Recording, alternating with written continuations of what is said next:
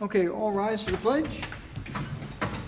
I pledge allegiance to the flag of the United States of America and to the republic for which it stands, one nation, under God, indivisible, with liberty and justice for all. Clerk, please call the roll. Councilman Alvarez. Absent. Councilwoman Eckhart. Here. Councilman Larker. Here. Councilman Lord. Here. Supervisor Hay. Here. Notation of the exits in the front and the rear and the electronic device, please put it on vibrate. Okay, first item on the agenda this evening is public hearing for Chapter 71, explosives and blasting. I make a motion to go into public hearing and we waive the reading of the minute. I'll second. All in favor? Aye. Aye. Is there anyone here this evening to discuss the explosive and blasting resolutions, the local law? Lynn, do you want to touch on it briefly and tell them what the quick changes were?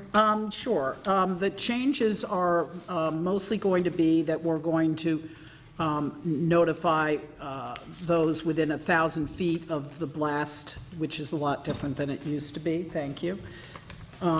There will be no blasting anymore on Saturdays, Sundays, or legal holidays. We are raising, it will be from 8 to 5 in the, during the weekdays. We will be raising insurance to $1 million or $2 million aggregate. Our code was a little archaic because if there were problems with the blasting, the town board would revoke the permit and would then hold a hearing, which, as Will said, told us that would not, it wouldn't be good law and wouldn't probably stand up in court, and we'd have to get the board together. So it was very unwieldy, so that will be changed till the building inspector may revoke any permit. And we do have a definition of explosives, which is very standard. I know it's used in many local town laws. The two I got were, I believe, Phillipstown and North Salem, so that would just be added in to be more explicit. And I think that covers everything. Can you think of anything I forgot? No, you mentioned the holidays, right? Yep, no holidays. Yeah, I think you said it would put it more in the building department's purview. Yes, it will be the building department's purview. It will not be, I mean, we've never even exercised that option, and it was very unwieldy, and as Will said, he didn't think it would pass muster if it was challenged. So I think these are all good. I think these are good, solid changes that really make sense, and will protect our residents more. But I'm happy to answer any questions anyone has, if I can, or... Anyone from the public? We've probably had this at least 3 times in front of the board. Actually, we started a public hearing and found out it wasn't noticed properly. Correct, correct. Seeing no comment, I make a motion to close the public hearing. I'll second. All in favor? Aye.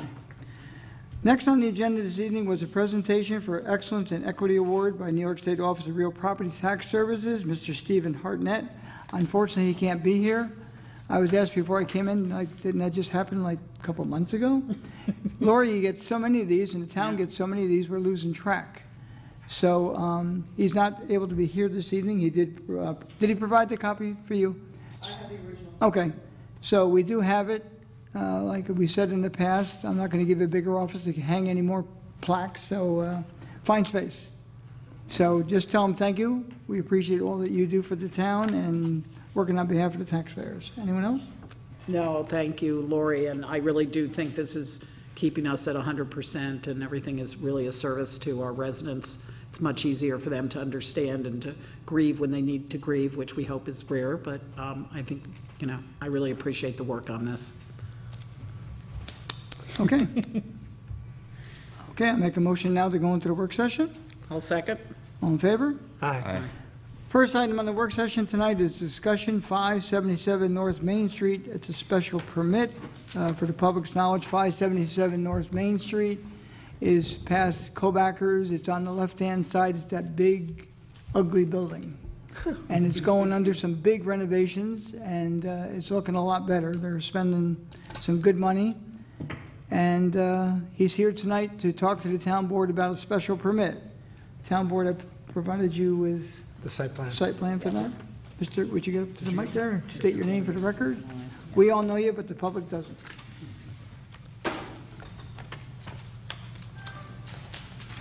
Good evening, Supervisor, council people. Bart Lansky for applicant 577 North Main LLC. You could lower that mic.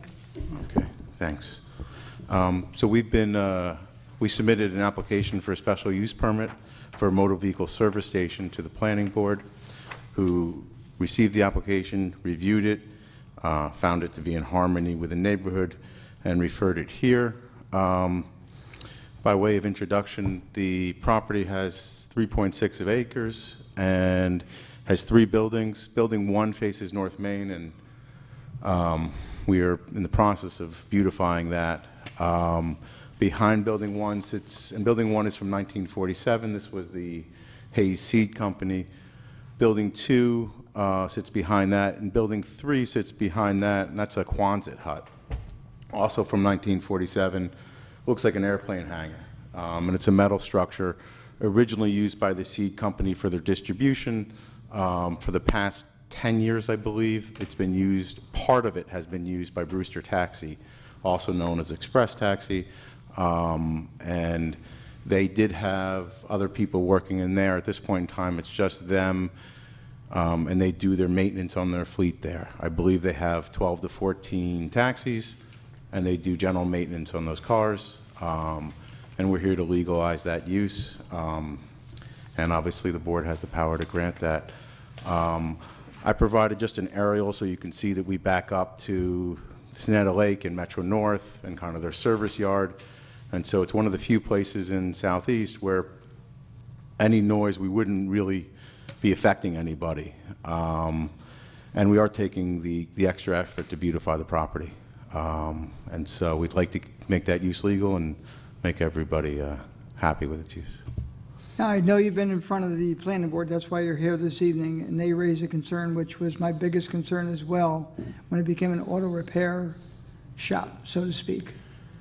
And I did check with I saw the question asked by the planning board, and I called New York State myself to find out they are allowed to work on their own vehicles.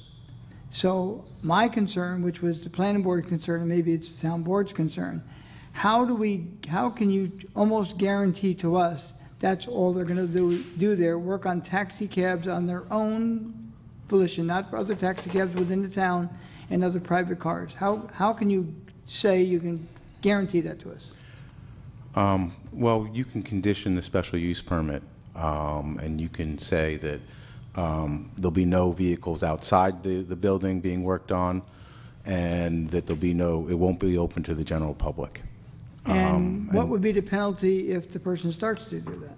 Well, your typical code penalty is the building inspector would send us back here, and you'd have a right to revoke the special use permit because we'd be in violation of one of the conditions. Okay, and you are willing to go with that? I'm okay with those 2 conditions. Okay. Because I am concerned. There's people that do repairs at their homes and things of that nature. If things are slow, maybe they'll take on other work, and we don't want that to happen. It was not designed, that, even though it came in during the zoning, et cetera, it wasn't designed for that initially.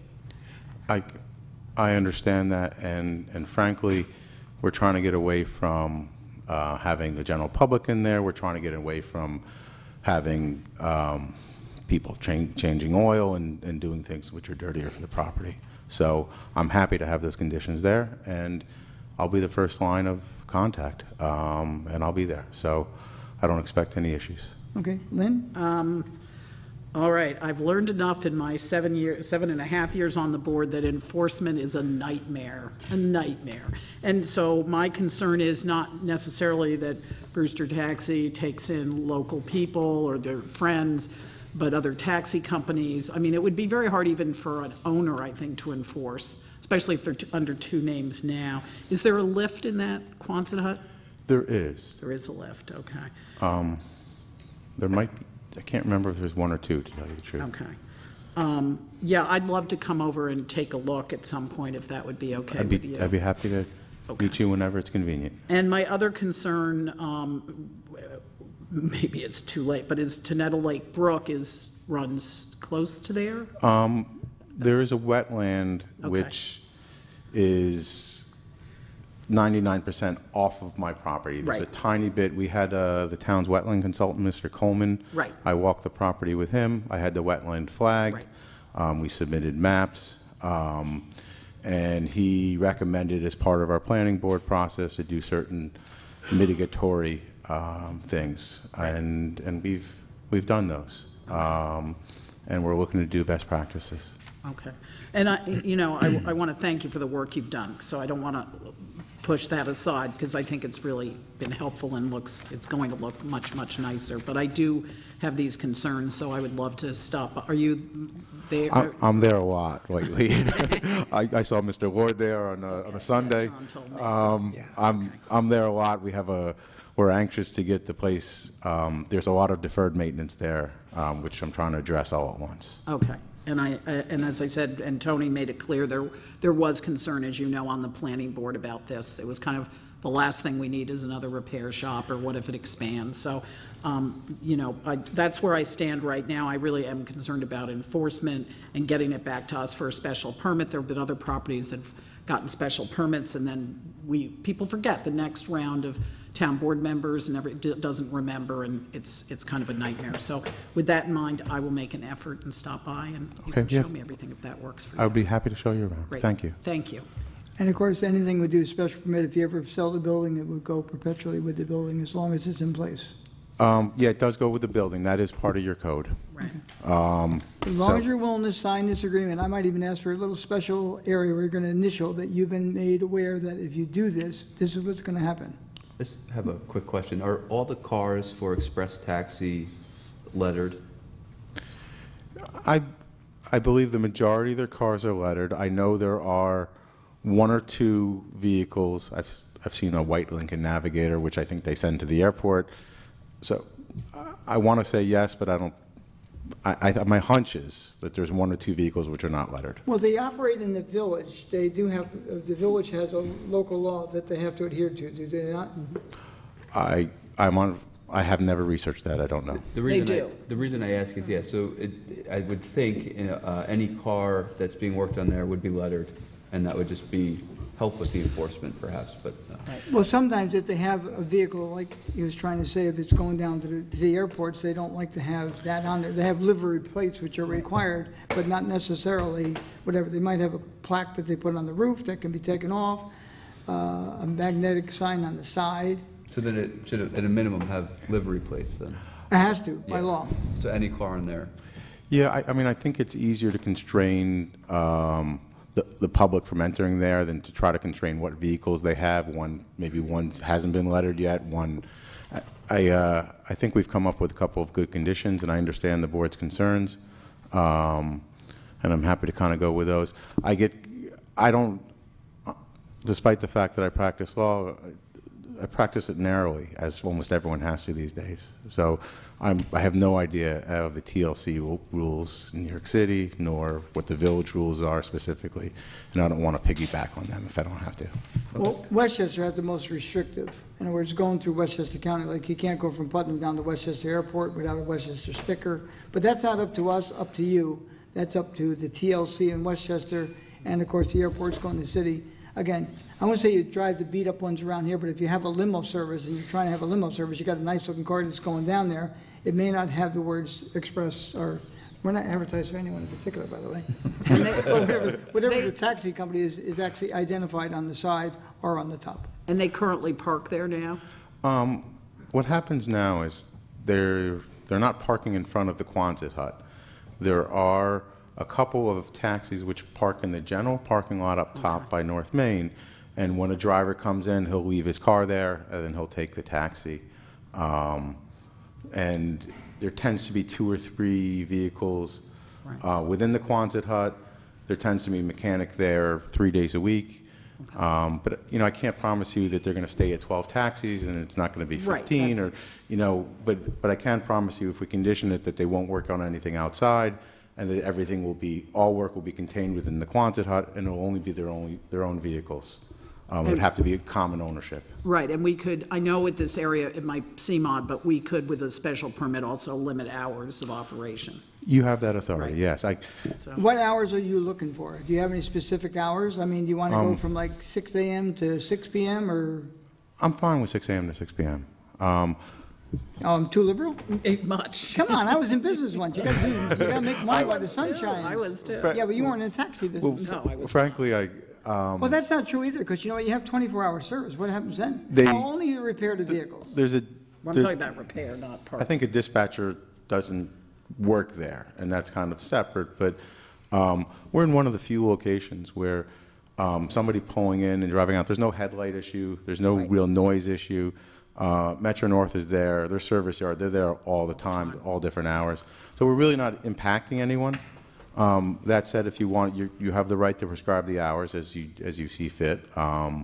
And if 6 a.m. to 6 p.m. pleases the board, we're willing to accept Well, that. I'm not sure what pleases the board. Some probably don't want you open at all, but I mean, it could be What, no, what to hours six, are 6 to they, 8 at night? what hours are they working now, for I example? think that 6 to 6 is probably Pretty accurate? pretty accurate. Okay, well, we'll consider all that, but that might be part of it, you know, so. If we, is there a certain square footage that this company has, and is part of it defined by the repair section? So the Quonset hut is approximately 5,500 square feet. And if Okay. you look at that aerial I put there, you can see a markered section. And they occupy half of that Quonset hut, which is approximately 2,750 square feet. And all of that is service area?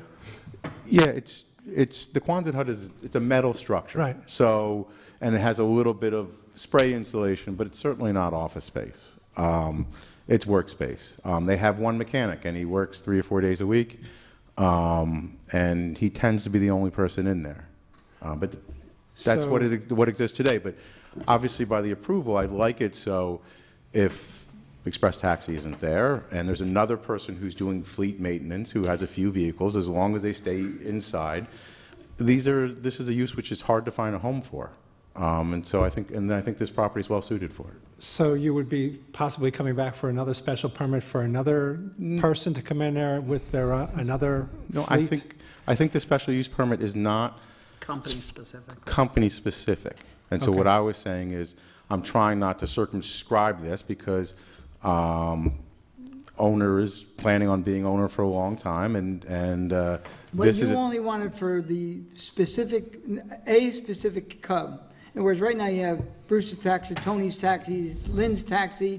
It's only going to be for one specific, they're not going to be doing all the other taxi cab companies. no, it's only for, One company. it's only for vehicles which are owned by the tenant.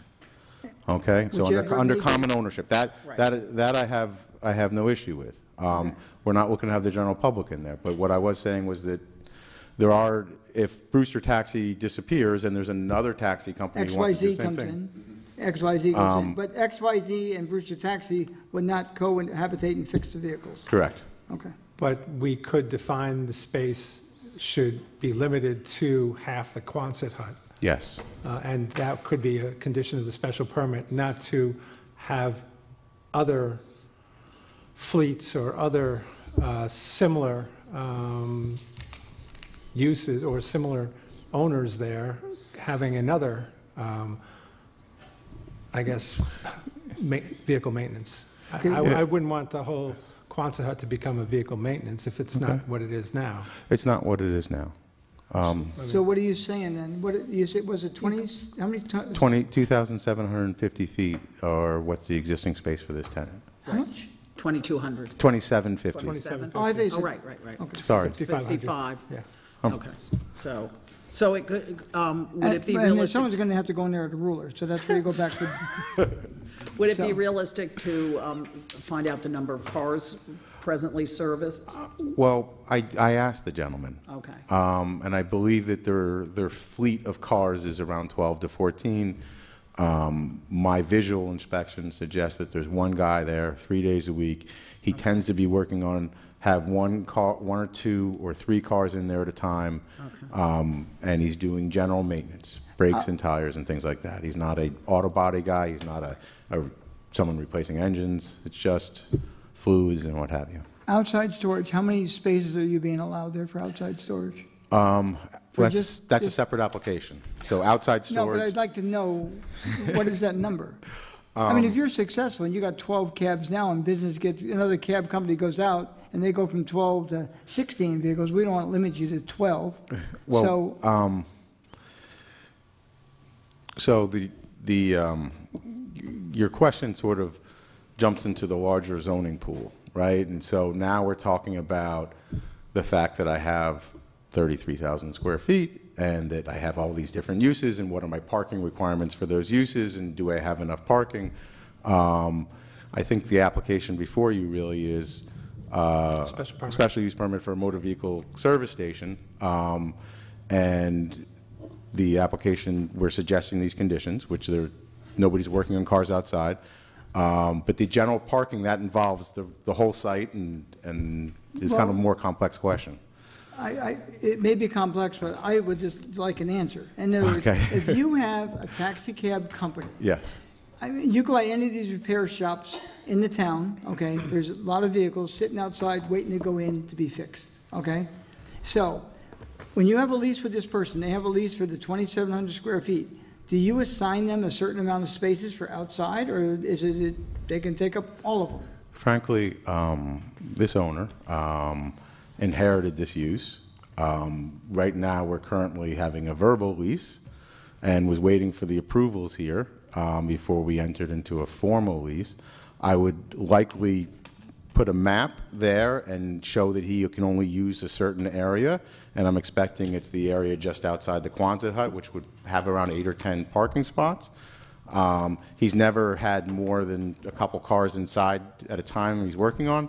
The other ones are taxis when they're not in use. So there's been 5 or 6 cars there at a certain time with this tenant. Now, is this site just for repair only? Now, where do they have a main headquarters where they park the additional taxis that aren't being repaired? They're, Or is this their main headquarters? this is, I guess, their main headquarters. I mean, we're not talking about a large company. 12 They- taxis is pretty large. They have, the majority of taxis are on the road, and then there'll be a few which are being maintained, and there'll be a couple which are in the lot in between drivers. And that's what I've seen. Owner, which I have a beneficial interest in, we've been there since March 1. And in that period of time, that's what I've seen. Okay. They We just want probably to show you park- where it's toughest to plan the board, that's all. They probably park along Railroad Avenue in those spaces too when they're running. Well, I don't have a problem with the running, just at nighttime. I mean, there's a concern, I know, amongst the public about the number of vehicles Right. outside storage. Right. Okay, We're not trying to, I mean, we need, it's a question, so I don't have a problem with it, thank you. but it should be asked. And I would put something in the lease so they don't go overboard on you, but that's beside the point. It's your property. Okay, now, I'm going to give you a choice, and I hope you take choice number 2. In July, we're only going to actually have one meeting. We have a fireman's parade on July 25th. We're having a meeting this evening. Next week would be too early. So our next meeting is July 11th, and I'm going to ask you, is time of the essence on this, or can you wait until August 1st to be told yes or no? Frank- Only because I want to have an opportunity to town attorney to put together the plan, so to speak, what the special permit is going to say, have the town board an opportunity to review what it says, and have you have a chance to review it to see if, we're trying to work together about what it exactly says. Now, if you say July 11th, to make it put off to whatever, so It sounds like August 1st is the that a good date for is the you? appropriate date. Either date is fine with me. The impetus here was the property was subject to a lot of deferred maintenance, and the town started enforcing, and I've inherited a stipulation with the town. And so we're supposed to bring it in compliance because that's what the previous owner was supposed to do. And so I'd like to do that as expeditiously as possible, but I'm sure Well, we that got the holiday coming up, and I'm not blaming holidays, but the fact is, time is of the essence, but it's not. Again, when we write it up, I'm going to give you an opportunity to review what we're writing up a special permit and pass it amongst the town board. Now, someone may say no, someone may say questionable, but if I know I got 3 people that will support what's written there, and we put it forward, we want it to pass or fail miserably. So, Okay. if you wait till August I could- 1st, we will give you the opportunity to review what we've stated here tonight, pretty much. Not everyone's going to be in agreement, okay? But if you give it that time, we'll give you the opportunity to review what we write up, give the town attorney the opportunity to get it written up, and on August 1st, you'll know yay or nay. Thank you. August 1st sounds good, and thank you. Okay? So we'll put I'll this off stop till that time. Okay? Okay? Thank you. And- Thank you. I will stop Anyone? by. Wonderful. Okay. I'll send you my contact information. Okay, you have my email, I think. I do. right? Okay, fantastic. Thanks. Thanks, Mr. Lynn. Thank you, everyone. Okay. Next item will be discussion on water and sewer district analysis here in the town. Okay. One's for Will. 1, 2, 3 going that way. One's for Edwin.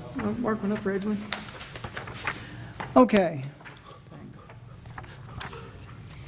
I don't know how I got into this, but I did. We have in the town numerous water and sewer districts. Blackberry Hill has water and sewer. Brewster Heights has water and sewer. Peach Lake, sewer only. Birch Hill, water only. Fox Hill, water only. Hillcrest, water only. Mountain Brook, water only. Peaceful Hill, water only. Spring House, water only. Star Ridge, water only. Now, the first quarter of this year, Peaceful Hill went online as an entity on its own. They had been getting their water from the village for many years at a particular rate. Once the plant went in, we have now capital cost and O&M. So it changed things. When people got the bill, we had public hearings, identified what the cost it would be. Some people, I wouldn't say were shocked at the price, but you know, our bigger problem was there's some people that have more than one family, they have what they consider a multifamily. There's not many. We've discovered there was actually quite a few in Peaceable Hill.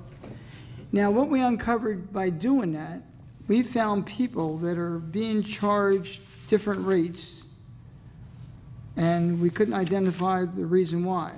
I went back into the 70s when the district was first formed, and there's really no rules and regulations. So when I was looking into Peaceful Hill, I said, well, let's look into the other one. And I have to thank Chris, my secretary, who's probably googly-eyed by this time because we're going through a lot of numbers, and there's a couple of things that don't make sense.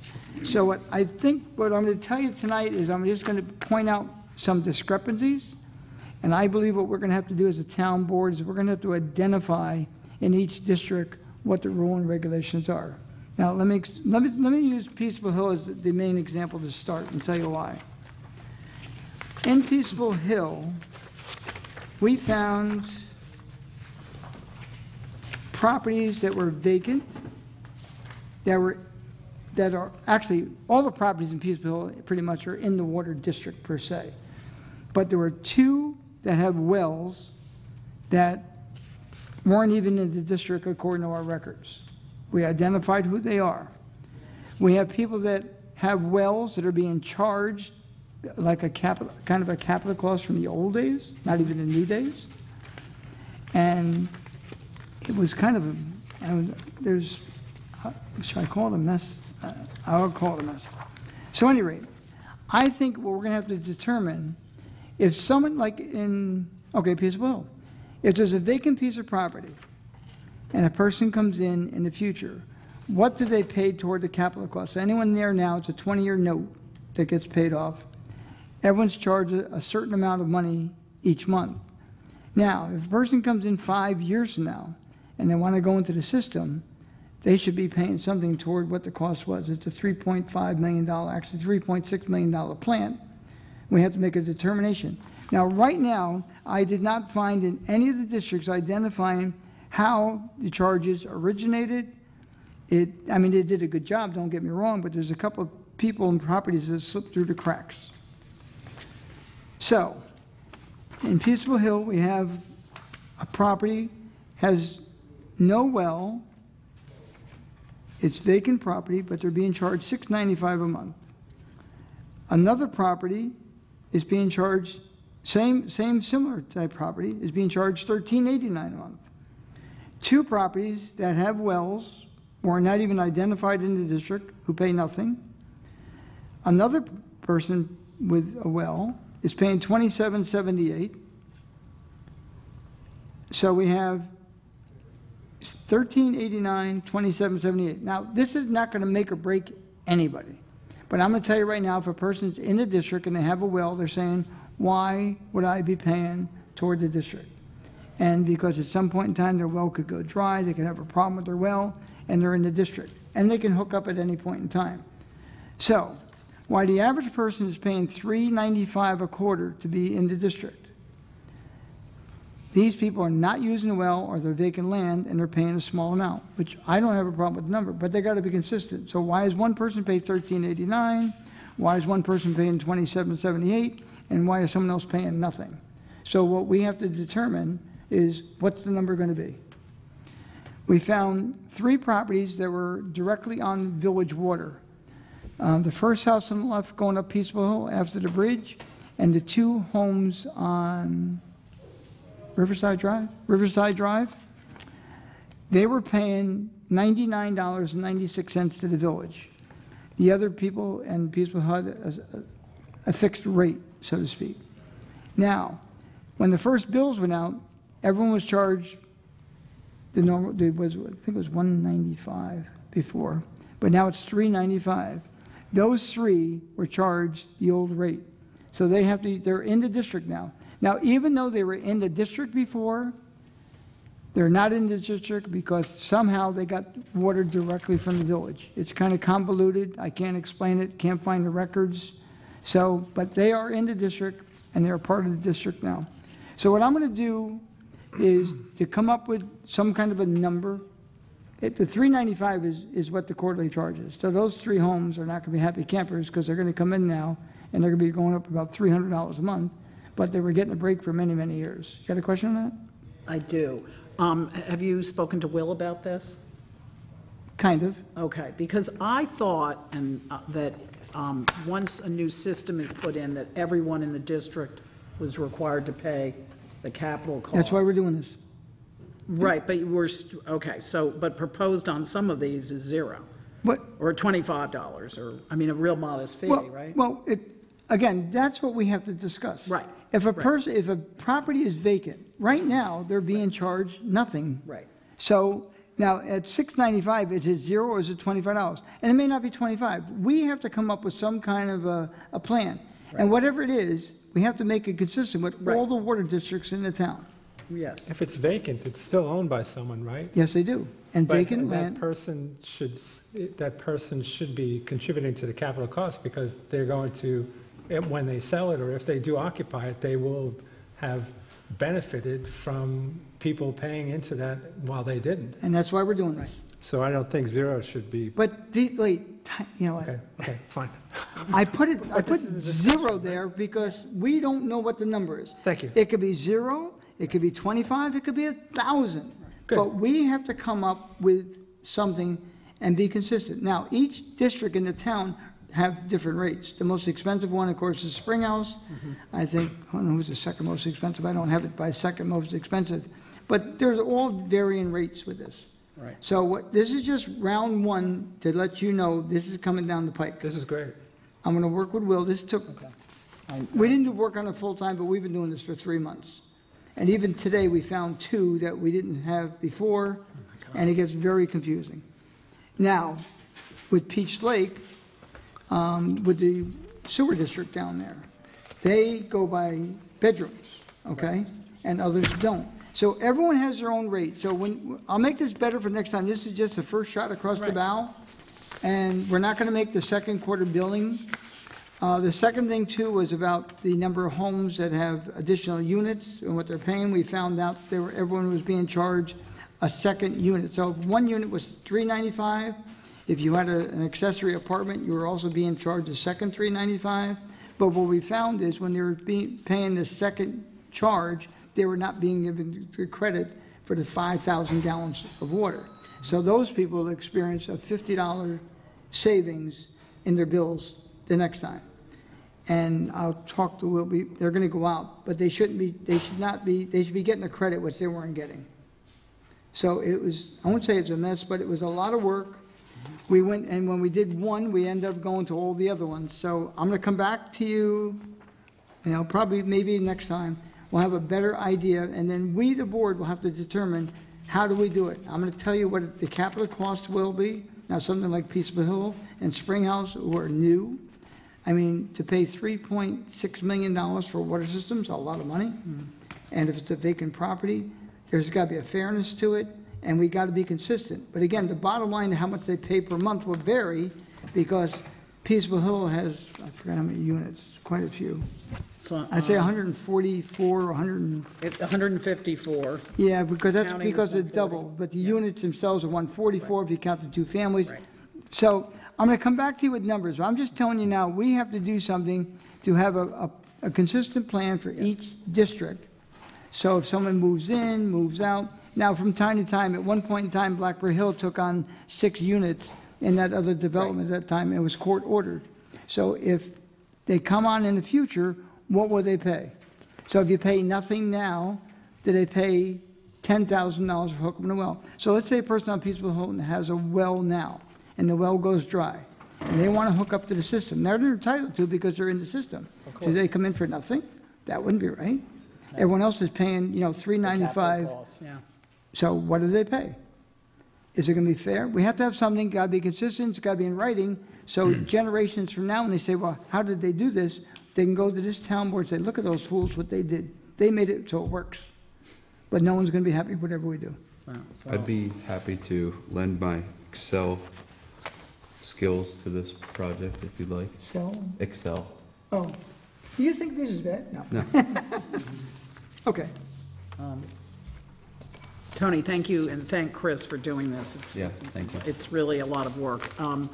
I would also say that what I've seen in Peaceable Hill happen is some people had subdivided property, vacant land, but it really couldn't be developed. And that's different too. I mean, no one, I'm not saying they shouldn't pay anything, but we should have and I agree completely that we need to be consistent. But there's just to not, take it. the good thing is there's not many of those. Okay, good. Okay, there's maybe one or, and again, that's why we have 0. I mean, nothing's been there.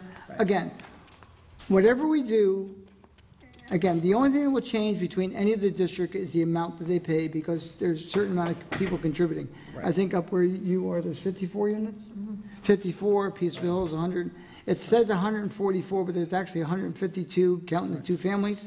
It's only one house, so we count one tax map number, so to speak. Okay. So this is about, like I said, this is about 3 months of work. We're getting down to the nitty-gritty. We've been working with Ron and Helena as well to make this consistent.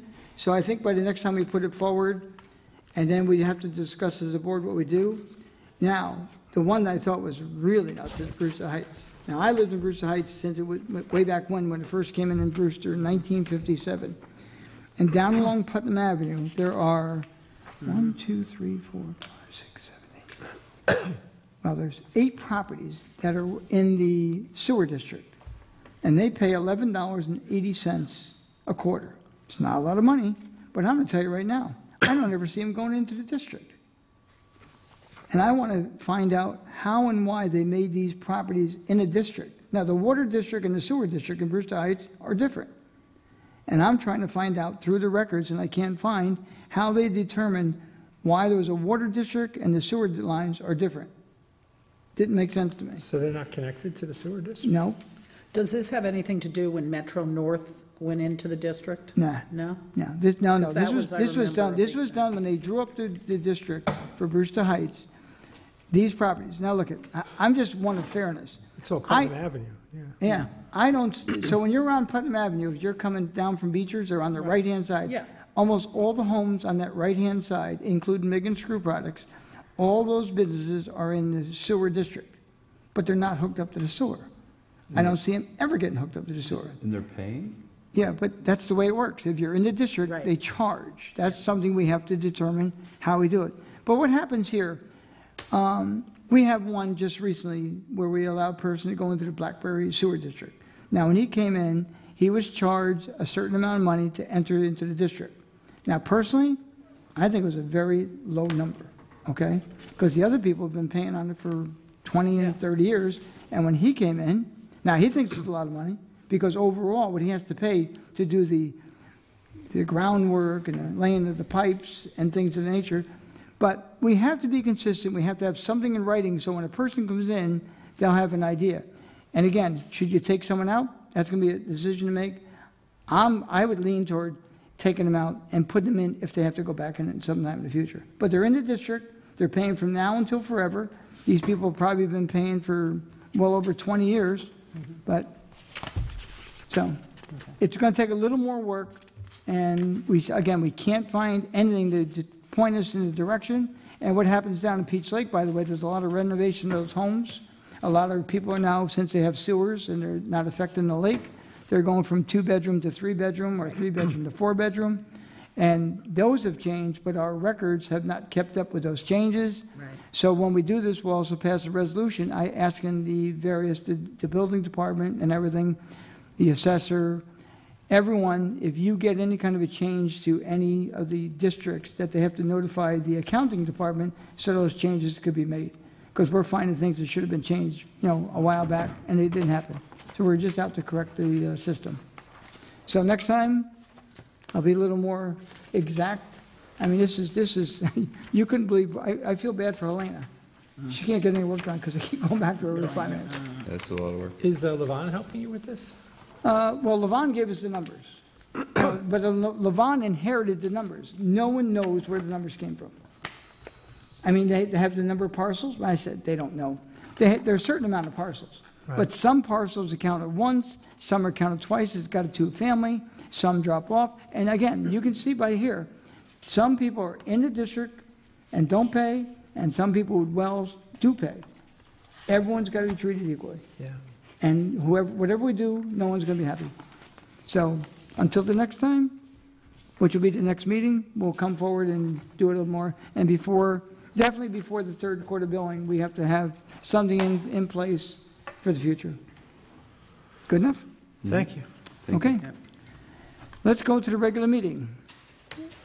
I waive the reading. I make a motion. I second. All in favor? Aye. Aye. Okay, waive the reading of the correspondence. I'll second. All in favor? Aye. Okay, approval of the voucher list, $726,630.77. So moved. I'll second. Discussion. All in favor? Aye. Aye. Now, this is complicated. Ready? All meetings will be held at 1360 Route 22, Brewster, New York, at 7 p.m. unless otherwise noted. Now, usually we try to have the first and third Thursdays, but this month, because the Brewster Firemen's Parade will be held on 25th. the 25th. Fifth, yep. We're not going to have a meeting that night because I know most of us would like to attend the parade, So here's the bottom line. Thursday, July 11th, 2019 will be our next meeting, okay? And in a few minutes, I'm going to ask to set a public hearing to amend Chapter 138, number 5414 and 54 about the ZBA. Oh, ZBA, yes. Going from 10 days to 60 days. So the public's not confused. I'm just going to read what we're going to do and not what we're not going to do, okay? So Thursday, July 11, 2019, and then Thursday, August 1st, 2019, and so everyone can plan their summer. The next one after that will be Thursday, August 29th, 2019. So the next 3 town board meetings are going to be July 11th, August 1st, and August 29th. Okay. Is Great. everyone Good. in agreement with that? I'm fine. Thank you. Yeah. Second. Okay, Second. so moved. Second. All in favor? Aye. Aye. Budget transfers, ready to do reading. Then we have, Okay, number 5 is a resolution to Board of Assessment review position appointment to fill unexpired term. Now therefore be resolved that the Town Board of the Town of Southeast hereby appoints Terrence McArdle to serve the unexpired term of Randall Colano of Southeast Board of Assessment Review to expire on September 30, 2023. So moved. Can I second for discussion? Second, that's what this is about. Go. Okay. Second for discussion. Second for discussion. Go. I like both of these candidates. We interviewed them very much. I have a concern with a possible conflict of interest. I think a wonderful thing is that we have realtors in these positions often, and that's fantastic because they know what they're doing, they know the market. But my one concern is that is to keep having realtors in these positions, but do we need some kind of limit on, say someone comes in to the Board of Assessment review and they drop his assessment, he's proved everything, they drop his assessment, and then someone who is a realtor gets their listing 4 months later, not because of anything more than that they liked them, they thought they were great at the Board of Assessment review and thought they were very professional and want them to list their house. My concern is can this be a conflict of interest, and do we need to address this with some kind of code of ethics? Not to not appoint these people, but is this something we could work on? And I did call Lori, I'm sorry, to talk to her and missed her both days. Well, the way you just put it, there could be a conflict of interest, possibly. But hopefully, and as we do here, I mean, I've seen town board members, I know I've recused myself in the past on things, and other members of the board was an attorney. They recuse themselves. I think if someone comes in, they know enough. If it comes in after the fact, that you hit the nail on the head with that one, but yeah, I'm not talking, I think that that we've had people, Randy and people who were very honorable and probably did have to at some point recuse themselves. I assume they would have, and I assume that John would, and if he is appointed. The problem for me is, does that give them a leg up over other realtors in town? And should there be a time limit or some kind of code of ethics that we put in for that Board of Assessment review candidates, if they're realtors, would know about ahead of time and could say, ooh, this isn't for me, or okay, I can live with this just fine. That's what I'm asking.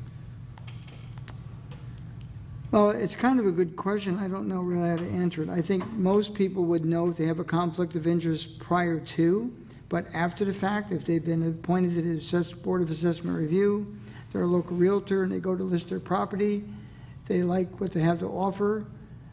I mean, that person may not, I mean, if he doesn't get the listing, that means he couldn't sell the house. There's a lot you were in real estate, so you know that. But that's why I'm asking. I mean, it could well, be perfectly, I'm not saying it's even nefarious or anything's wrong with it. I just think it can look like a potential, it can look like a conflict of interest.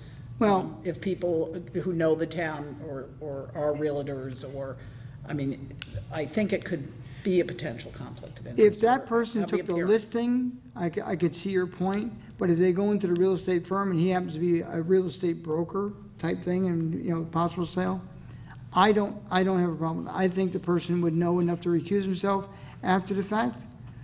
If we see something, we can, No, and I agree with you on recusing yourself, and I think that's probably never been a problem. I hope it never has.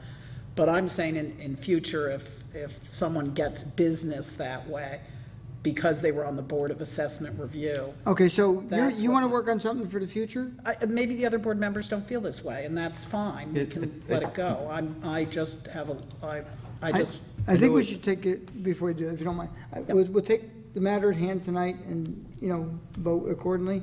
But if you want to bring it up in the future, if you want to see if there's something, and ask Will, or something you can Well, I'd write. like to see what other towns do too, and I have not done that yet. Okay. But I'd really like to hear if Yes. Eric doesn't feel it's a conflict or a potential, or John doesn't, there's no point in me really looking into it, that's all. There always could be. I think it's a double-edged sword, because these are the most qualified people for the Right. jobs, right?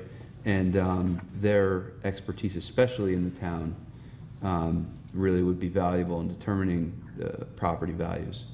I don't know, if they get business after the fact, I don't know, definitely before, if there's any, if they're involved in the property to sale, that they should recuse themselves. I guess it'd be interesting to know what the assessment, or what Lori thought, if you, Also, yeah, and I do think realtors could be the most qualified by far to do this job, so I'm not saying to exclude realtors. Right. I don't mean that Right. at all. Hey, Lori. Hi. So I didn't get an email or Lori- a message, I would have called you back. Lori, just- was No, in I know, you Albany. always call me back. You weren't in the Lori, other day. and identify I called yourself you. for the public first. Oh, sorry, Roger. Lori Bell, Southeast Assessor. Thank you. So we have a code of ethics for the town. Right. It's a 6-year term that's staggered so that no Board of Assessment Review member's term is up in the same year. They can, of course, and do recuse themselves. Over the 20-plus years I've been in the office, we've had appraisers, residential real estate agents and brokers, and commercial real estate agents and brokers. Especially, so Mr. McCardle that is up currently before you, he is a commercial banker. Right, I knew that. Okay, and John We're not going to be Piazza. specific. Don't be specific. Well, no, I'm just saying, and so then you have a commercial real estate broker who, I mean, the opportunities for them to be listing something in the town are far and few between because properties don't turn over that quickly. And since it is a 6-year term, I would have to imagine that if a listing opportunity came up for one of those 5 individuals on my board, which again, the statistics are not in their favor, they would refer it out. It's just easier to say, oh, Eric, you know what, you're in my office. I'll give you the listing, you deal with it. I'm on the board, I can't. So that's what I would have said to you had we chatted. Right. I still have my concerns. I understand what you mean. I get it, but And the like- realtors have a very strict code of ethics, too. So, Very strict, as do the appraisers. Right. So, yeah, you've got basically 3 layers of code of ethics, and like I said, the 6-year term, I think, makes a difference. If it was a 1-year term, you could say, oh, you know what, so you're done with grievance this year, but call me later and I'll list your house for you. Right. But I don't see that happening. Lori, are there any other realtors on the board currently? I know there's been some in the past. Wendy Lewis Yeah. is a real estate agent. Barbara Bashirs is a real estate appraiser, and Ellie McCaughey is a retired appraiser. Yeah. So Lynn, I agree that maybe we should look into it. For me personally, I'm okay passing these tonight, knowing that there's other people on the board that are qualified in assessment, and if there was... Market values. Yeah, so I think I'm okay with it because of that, but maybe we should still, I'd be okay with looking into it for the future.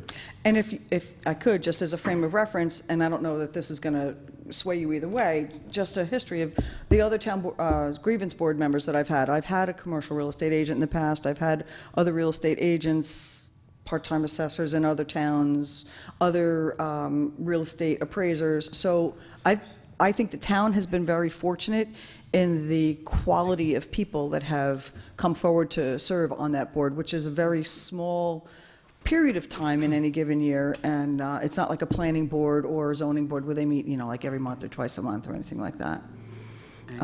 So, like I said, It's not that I have a problem appointing these 2 tonight. I don't. I just thought, looking, because also, if, let's say we pass something draconian, which clearly we're not going to, in the future, that you could still, people could resign from the board if they felt it was just not viable or workable, or Right. talk to us and say, you know, you really should change this. It just doesn't work for us. correct. So- If, like, for example, one of the people that's currently on the board now was on the board 20 years ago. Right. And for various reasons, business and family, she took a step back, resigned from the board, and only recently, with life changes, does she now have the time that she feels she can devote to the board again. So, yeah, I think it does change over time, people's opportunities for dedication to the town. And I'm certainly not questioning either of the 2 candidates, because I thought both of them were good. If you would be more comfortable putting this off until July 11th, that's fine, because I just need I need somebody else on my board before September 30th. No, I don't have a problem with these candidates at all. Okay. I can work on this if the board thinks I should just look into it, and if it ends up a moot point, if we end up enacting something, everyone on the Board of Assessment Review would be included, and so they would know whether it's draconian and they want to quit, or it's. And they have works to or- sign the Right. town's code of ethics, right. as well as do all of the training that we have for all the other employees. So I think if you, possibly, if you reviewed the language that's in the town's code of ethics, I think that might Might cover your cover it. concern. I will read There is that, too. something in there about competing for business within the town while you're an employee or something along those lines. There's, And the board members that you have now, assessment review board members, are any of them practicing in our town or have business in our town? So the one agent that is active, she's based out of Katona, Okay, and I don't know whether or not she has listings in the town. I would have to look. okay. The appraiser that's on the board now, she lives in Brewster, but she covers multiple counties throughout New York State. And in the past, I know if she had done work on a particular property that was before the board, she would recuse herself. And are either of them principals in the companies that they work? The appraiser, she's a sole practitioner, so she's it. She is the company. The other one is just an agent, not a broker. Okay, and Thank you. just for the record, one of the appraisers, the town has actually used, and she's on the Board of Assessment Review. We put it out to bid, and she was the lowest bidder. Right. So, She's been in the business like 30-some-odd years. so we went with her. I didn't find it to be a conflict in any way. I mean, it was fair and square, put out the bid, and No, she it's won the put bid. out to bid, of course. Yeah. good. Thank you. Oh, yep, thank you. Thanks, Lori. Thank you. Okay. On the motion, is there any, all in favor? Oh, What is the we motion? each- Yeah. No, Peter, we don't let public comment normally. We let Lori do it because she's the assessor. We broke the rules, but husbands don't fly, sorry. Okay. I made the motion, To, We seconded for discussion. okay? So Discussion. that's now, it's on the vote. All in Okay. favor? Do you want to read it? Did we do it? No, you didn't read it. Or did you? And I Yeah, he missed did. it? Yeah, how Oh, did we you get to the did. seconding? How'd they Okay. get Oh, to not to the second it? second. Okay. Yes. All in favor? so Aye. this is for? Ricardo, McCardle. McCardle. okay? Okay. Okay, number 6, Resolution Board of Assessment Review, position appointment to fill unexpired term, Piazza. Now therefore be resolved, the Town Board of the Town of Southeast here appoints John Piazza to serve an unexpired term of the Southeast Board of Assessment Review to expire on September 30, 2021, and be further resolved, the appointment shall take effect immediately upon filing of the appropriate oath of office and clerk of the Town of Southeast. So move for discussion. I'll second. And again, just for the record, the previous one was 2023, and this one is 2021, and each one has, like Lori said, a staggering term to, one, make sure the board is never void like we have here, where too many people go at once, and it's best. Discussion? Roll call, please. Roll call? Councilman Alvarez is absent. Councilwoman Eckhart. Yes. Councilman Larker. Yes. Councilman Lord. No. And Supervisor Hay. Yes. Passes 3-1. Okay, Supervisor's Financial Report. Okay, things are good. I know, Lynn, you don't like to hear that, because no, they would never talk about the budget when you sat out there. You always want to know, how are things going? Well, now you're sitting here, and guess what? Things are going good. Is it you? Of course. It's know- only getting better. You notice how much No, I credit give she you gives me? all, I always have given you credit on Yeah. this, Tony. Always. It's not me. But at any rate, I mean, the budget's good. We kind of watch our pennies, sometimes a half pennies when it comes to you. But there's really not much to report. Again, we still have the problem with the courts, with the revenues. They're off a bunch. I'll have to address that in next year's budget. But other than that, you know, when you have a good budget and you can stick with it, things are good. So, I mean, they're not, no, let's see, they're not great, let's put that. But we have a budget and we're sticking to it. We're not over a bunch, we're not under a bunch, and we're still saving money and buying everything we need for the town to make it what it needs to be. Happy? I am. Okay. Okay. Public comment. Seeing none, town board comment. Yes, first I'd like to thank Assemblyman Byrne, who was in touch with me, and I'm sure Pete Hargum, Senator Hargum.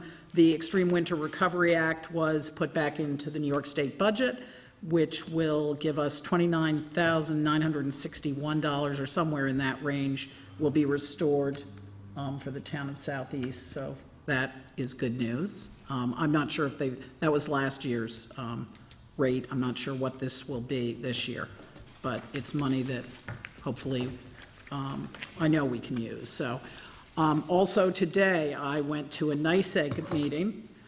The good news is there are a lot less outages. They've been working hard on that. The bad news is there is going to be a large rate increase. But the rate increase is an 11-month process. There will be public hearings that will be scheduled. There will be opportunities for comments and letters to the Public Service Commission. But basically,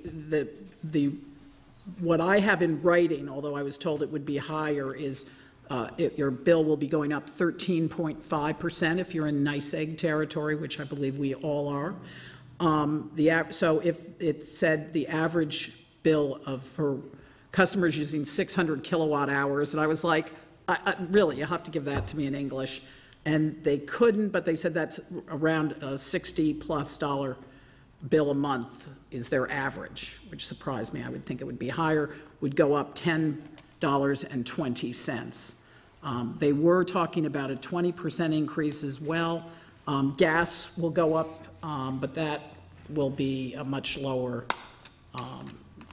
that will be, the monthly average bill will increase for gas $1.03, so that's a lot lower. But if they are trying to do a lot more work, it's cost them money, and thus our rates are going to go up. So please be involved if this is something you really care about. I think you could probably go on their website and get any information, and I will try to, I have this presentation which I'll make sure the board gets, so you can see what they're doing with your hard-earned dollars. But anticipate that it won't be for about a year, but that your rates are going to go up. So they also discussed, by the way, the automatic meters, which will be a big savings, and that I think does figure into this as well. So that was it took 2 hours to tell us that it was going to go up this amount.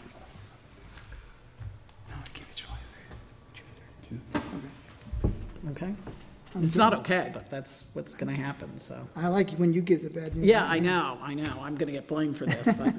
John, anything? Yeah, I went to the Empire State Maybrook Trailway. They had a meeting last week at the Tops building? Tops Building in Carmel.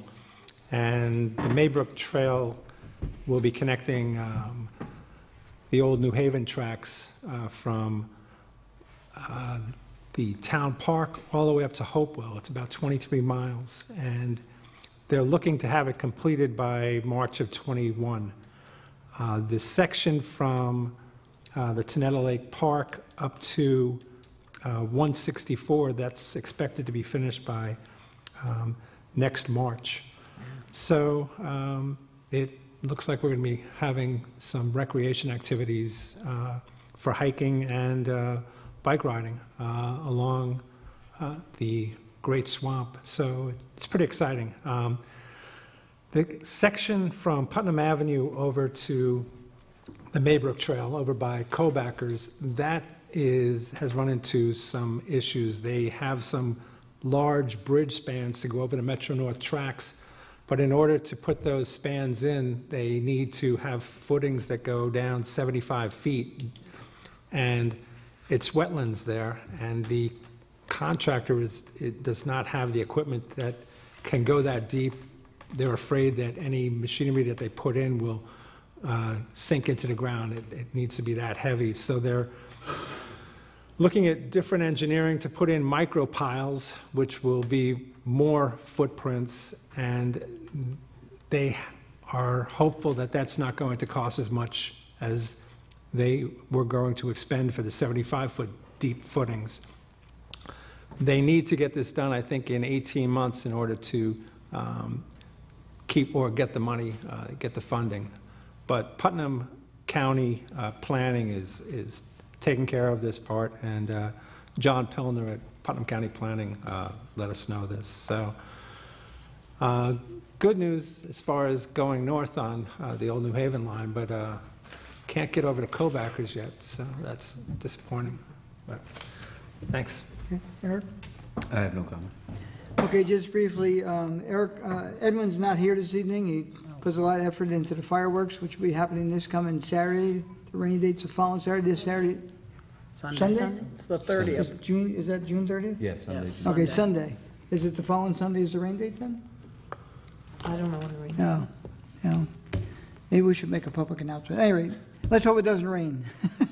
Okay, so Sunday, June 30th, as soon as it gets dusk, and that's up at the, what do they call that shopping center? I always call it Kohl's and, what is it? Home Depot. Highlands? Highlands. Highlands? Yes. Okay, Highland Shopping Center, Home Depot. What's the Yeah. date? Sunday, June 30th, or rain date is Sunday, July 7th. Okay, And it's at the Highland Shopping Center, Independent Way. band starts at 7:30 and the fireworks start at 9:30. I go to bed at 9, so I'll miss it, sorry. Yeah. Okay. I'm gonna make a motion to go back into the regular meeting for a second, because we have to do the public hearing, and we actually didn't do it officially. So I'll make a motion to go back into the regular meeting for a second. I'll second. All in favor? Aye.